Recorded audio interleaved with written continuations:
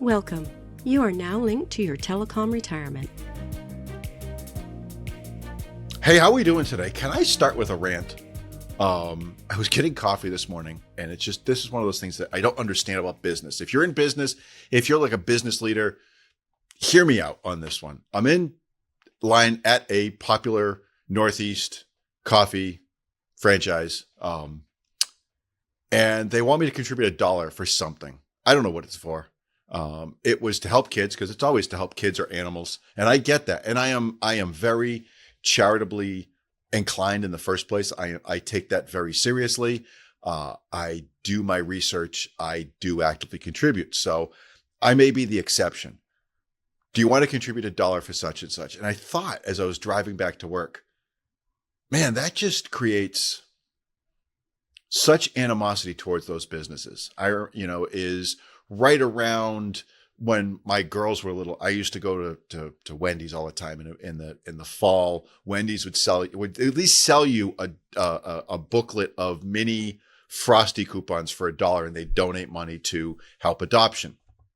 So you got something for it. And, it is the harassment at times of people. Do you want to contribute $1 for this, $1 for that? I'm not so sure it creates as good of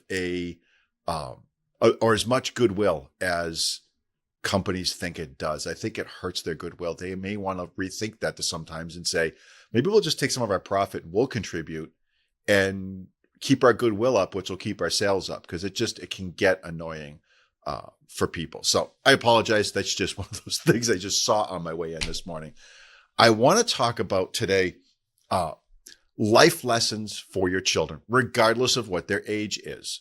And I've got a couple stories about that and just some observations. You can deal it with grandkids. And then we're going to finish up. I'm going to wrap up with a massive, massive tip for your children and grandchildren, depending on what the ages are. It'll make sense when we get there.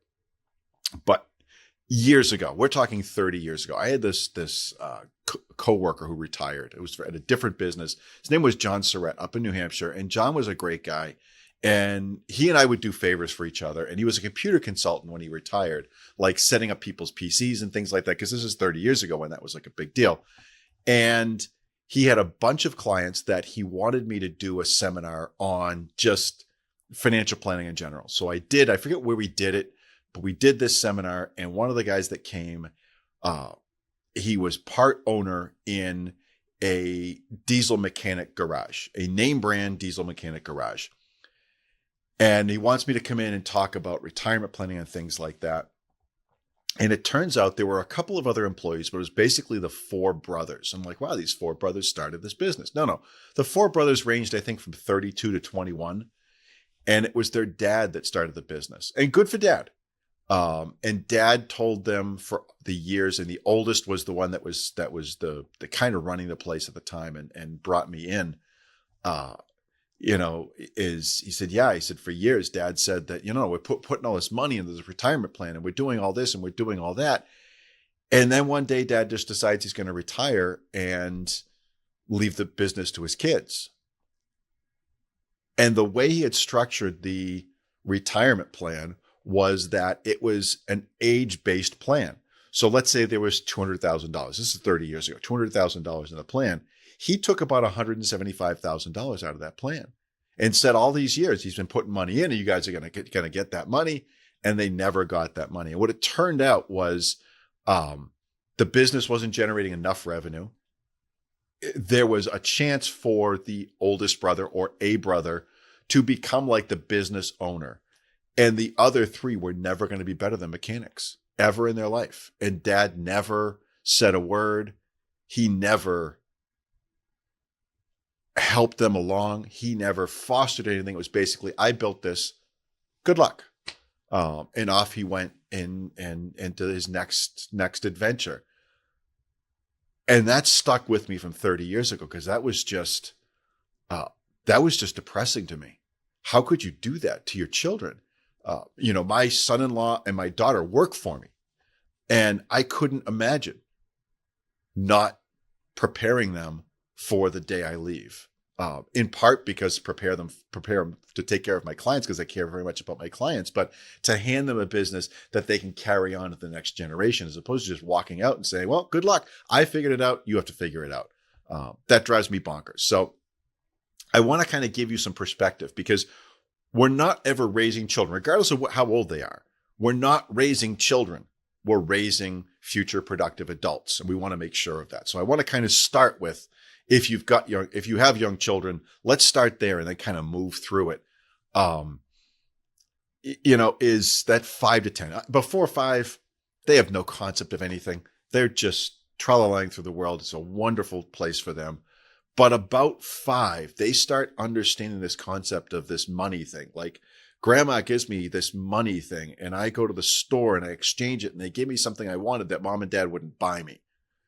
That's kind of cool.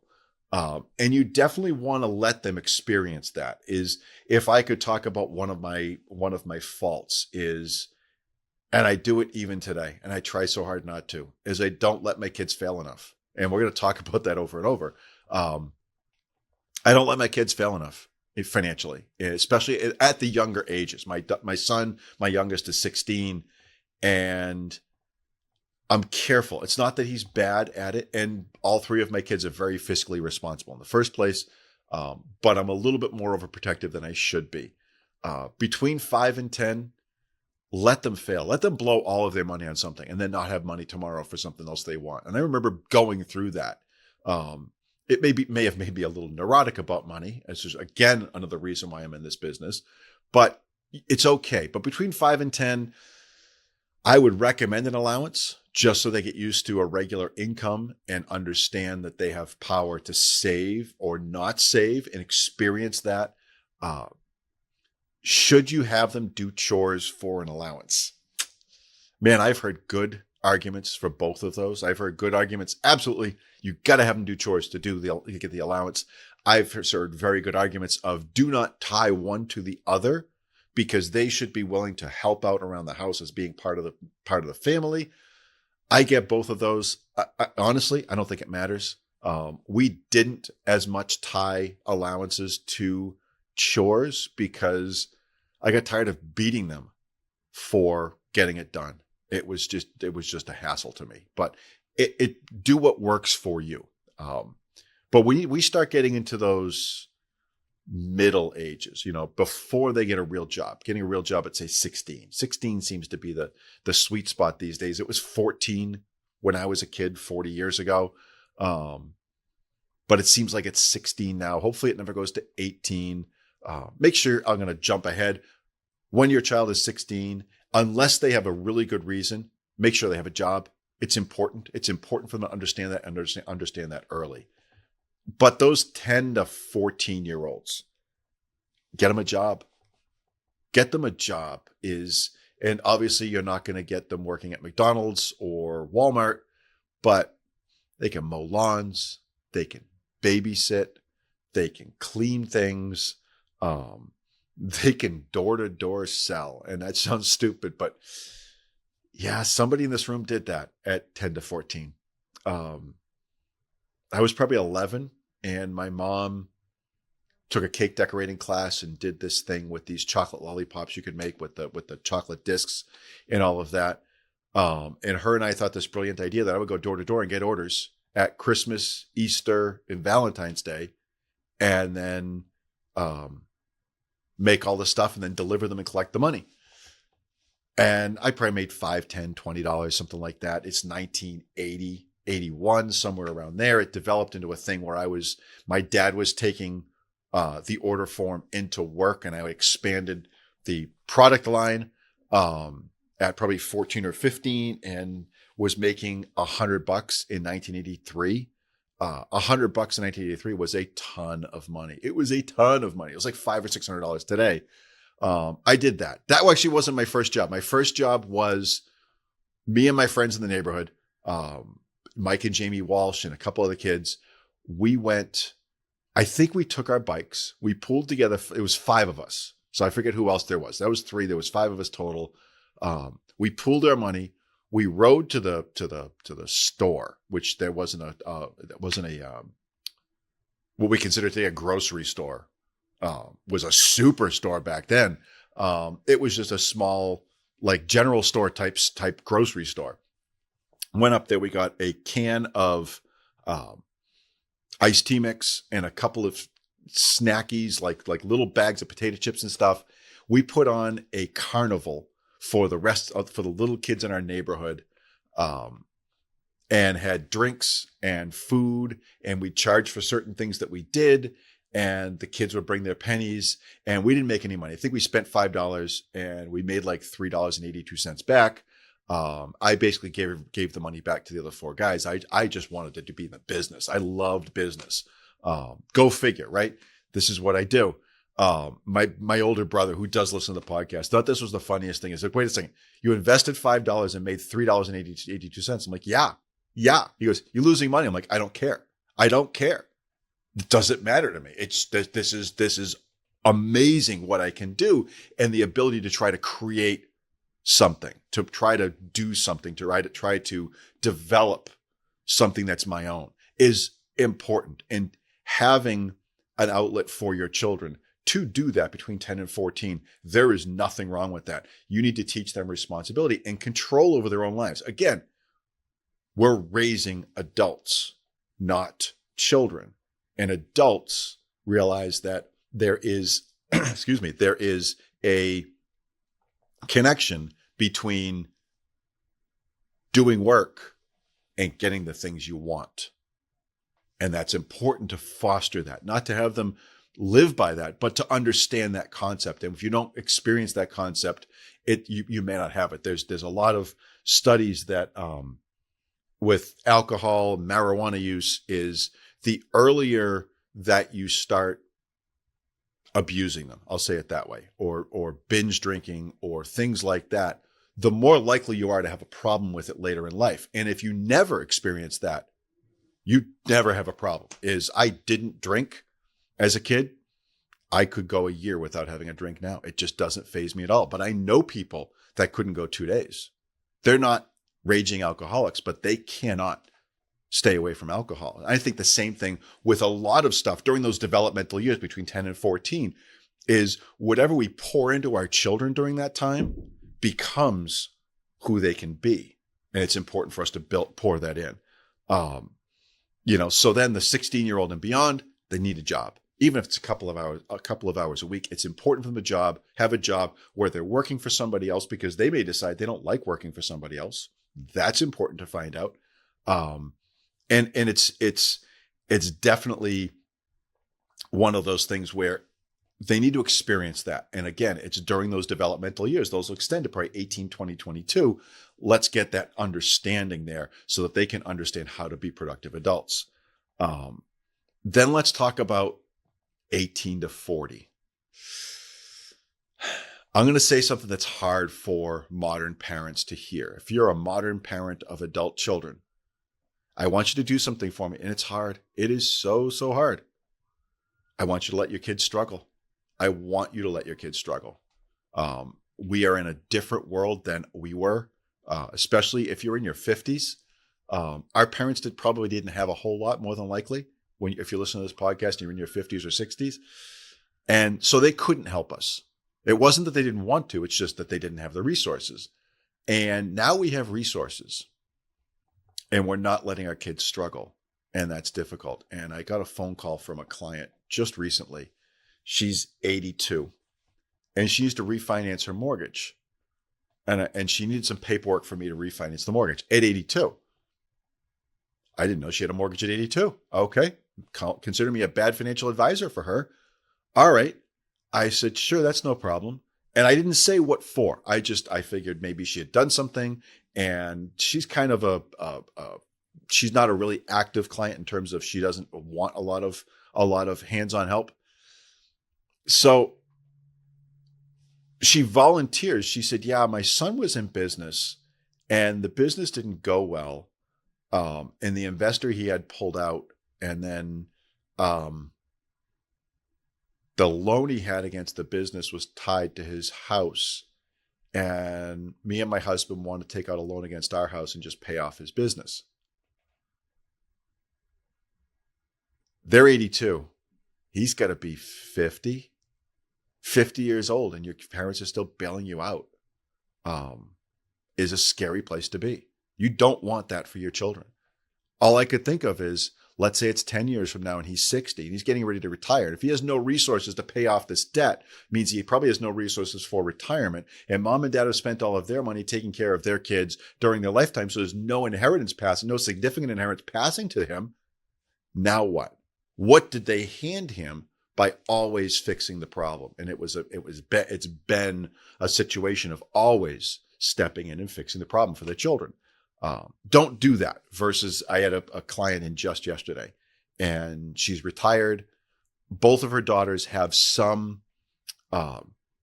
student loan debt, and they're both in situations currently right now where they're unable to make the payments, and mom's been making the payments. I completely understand that. And her question was, should I just pay off the debt?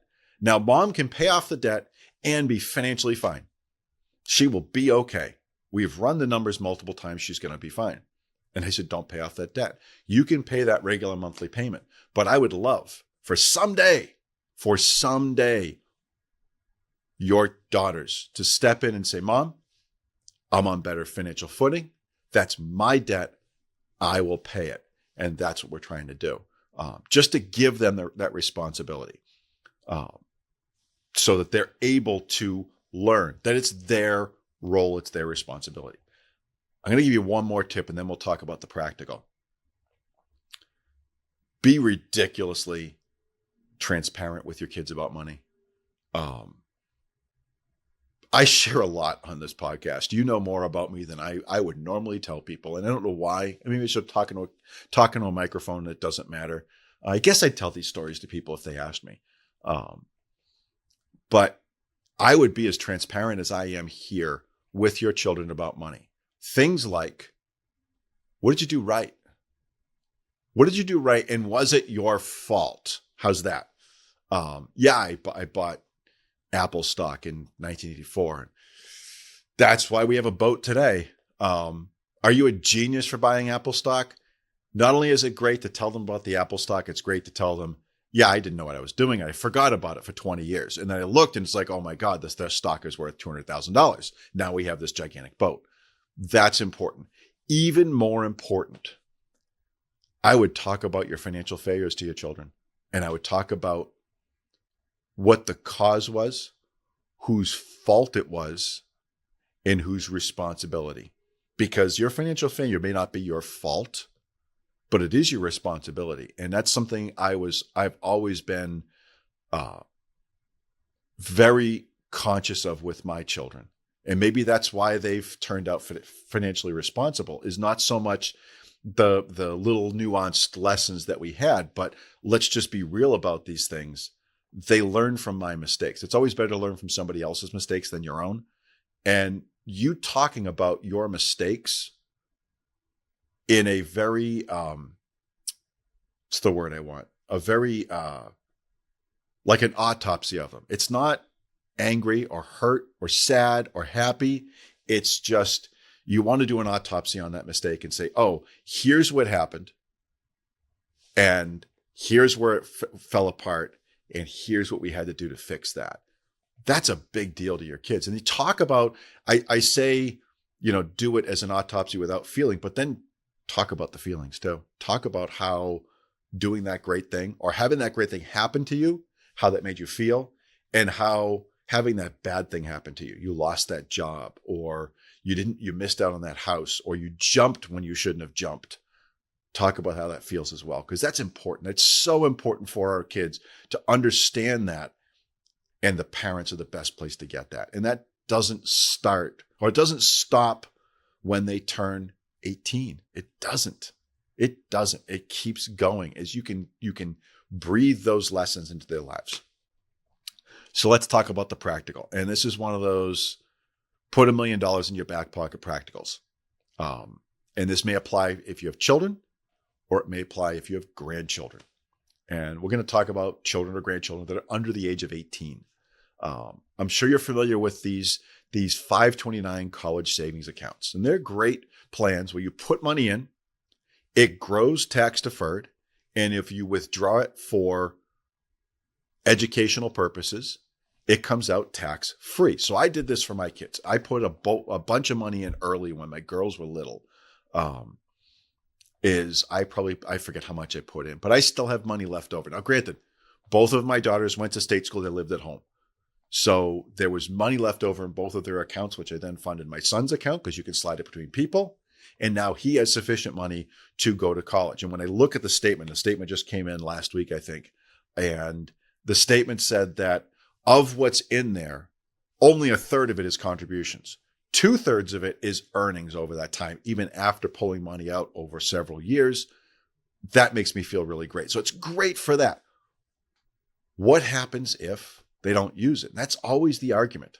So there was a change to the tax law 2 years ago. Not many people are talking about it, and we need to talk about it.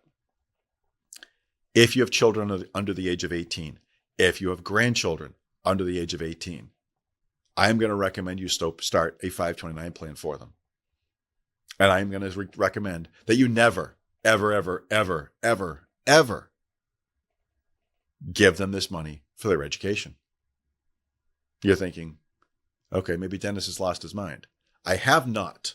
There was a tax law change that said if you have money left over after your child is educated, you can convert it.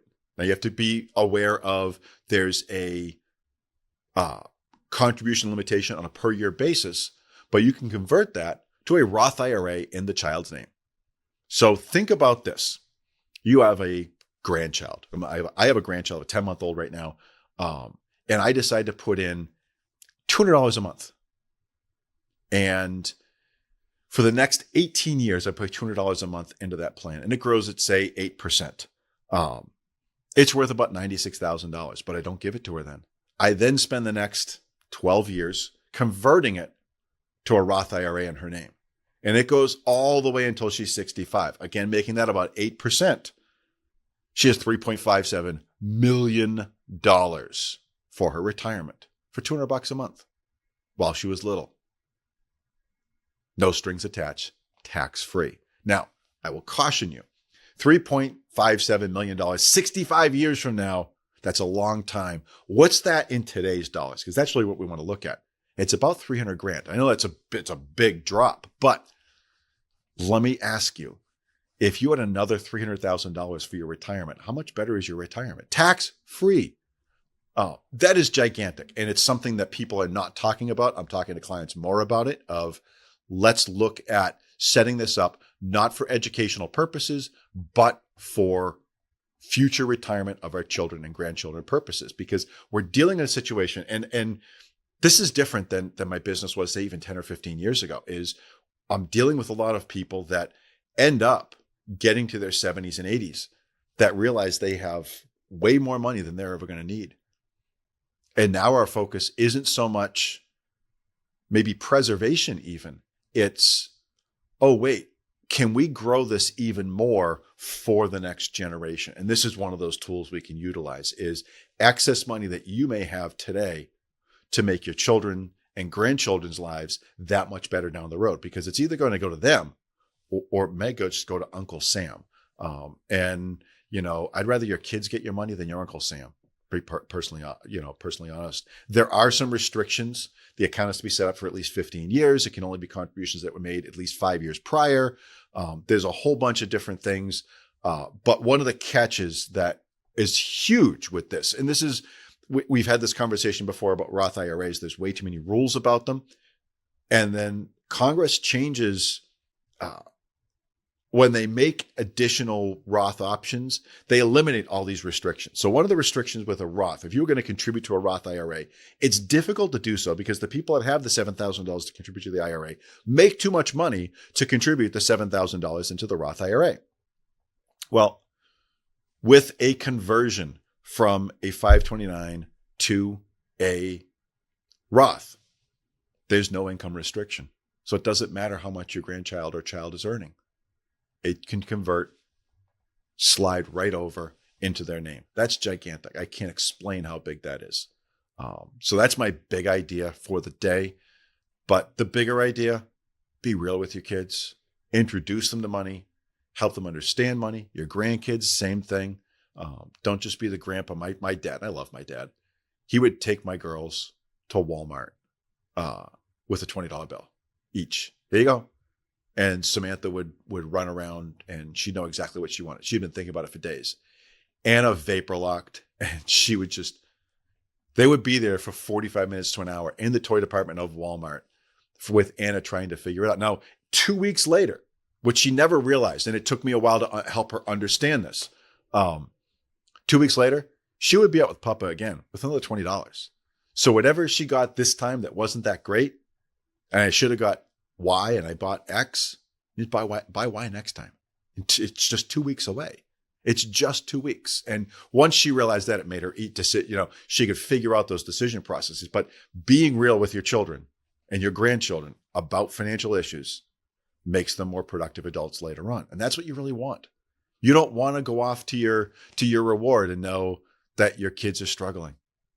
And just handing them buckets of money isn't it can help a little bit, but it could also ruin their lives. Teaching them good lessons and responsibility and understanding how to generate money, how to save money, how to earn money is fantastic for them. So that's what I've got today. Thank you for listening, and you guys stay safe out there. Thank you for listening to Your Telecom Retirement with your host, Dennis O'Keefe. Please click the follow button to be notified when new episodes become available. You can find information for Dennis, our guest, or resources mentioned in today's episode in the show notes. The information in this podcast is for educational purposes only. The content is not intended to be a substitute for professional investing advice. Every individual situation is different. You should consult an expert before making any changes to your financial situation. For more information, please see our disclosure information at www.successfulmoney.com.